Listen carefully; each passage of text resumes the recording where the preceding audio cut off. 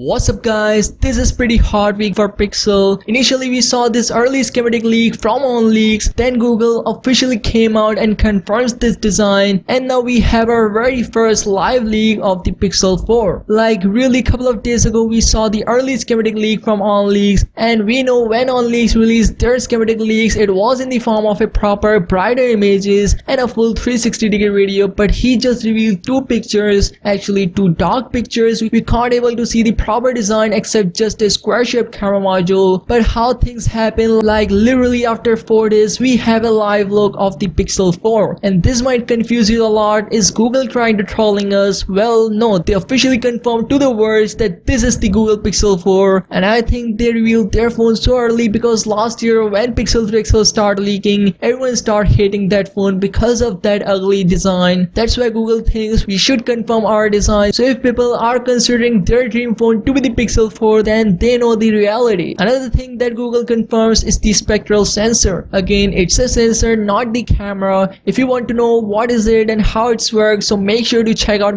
this video. The source who leaked this live image further confirms the front design of Pixel 4, that it will have this full forehead and no bottom chin. And if you're concerned about the forehead, so you'll be surprised to hear that it will have a freaking 5 imaging sensors. Yes, you heard that right, 5 imaging sensors that will be very helpful to control your phone and for your phone's security. Now the features of these 5 imaging sensors I've discussed in this video, so again check it out through card. So yeah, this is the Pixel 4 final confirmed design. Let me know what you think about it, and thank you so much for watching this video, and subscribe to the channel if you enjoyed this video, and see you soon.